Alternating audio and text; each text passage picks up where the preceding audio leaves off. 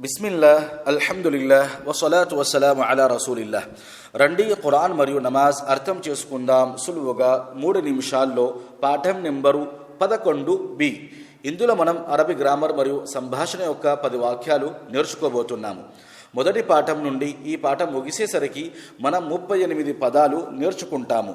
అవి ఖురాన్లో సుమారు 14,000 సార్లు వచ్చాయి. అరబీ పదం 3 రకాలు: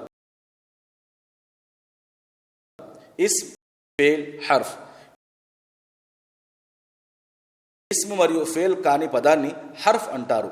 ఉదాహరణకు లి లేదా లా అంటే కొరకు, మిన్ నుండి, అల మీద, అన్ ఇది, ఇన్న నిశ్చయంగా మొదలైనవి. మొదటి పదం లా లేదా లీకు మంచి ఉదాహరణ అల్హమ్దులిల్లాహ్, సమస్త ప్రోగడ్తలు అల్లాహ్కు మాత్రమే. లా లేక లీ కొరకు, కోసం.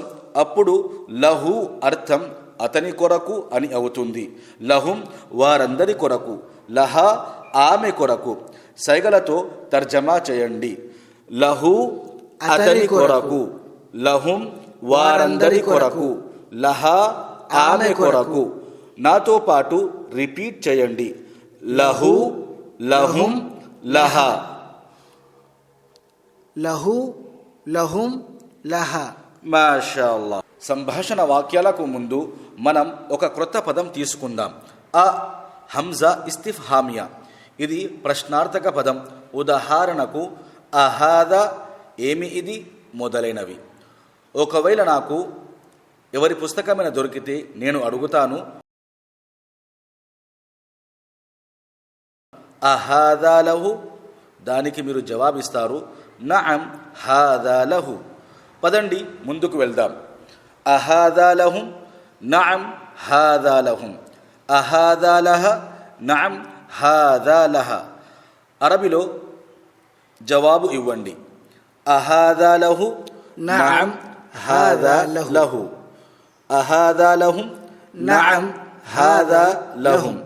అహాదా లహ, నఅం హాదా లహ. నా గురించి, మీ గురించి అయితే లక. లక మీ కొరకు, లీ నా కొరకు, లకుం మీ అందరి కొరకు, లన మా అందరి కొరకు. సైగలతో తర్జమా చేయండి. లక మీ కొరకు, లీ నా కొరకు, లకుం మీ అందరి కొరకు, లన మా అందరి కొరకు. కేవలం అరబీ పదాలను సైగలతో రిపీట్ చేయండి. లక, లీ, లకుం, లన. ఇదే విధంగా అరబీ సంభాషణకు పూర్తి చేద్దాం. అహాదా లక, నఅం హాదా లీ. అహాదా లకుం, నఅం హాదా లన. అహాదా లక, నఅం హాదా లీ. అహాదా లకుం, నఅం హాదా లనా. మాషాల్లాహ్. ఈ రోజుకు ఇది చాలు. జజాకుముల్లాహు ఖైర్. వస్సలాము అలైకుం వరహ్మతుల్లాహి వబరకాతుహు.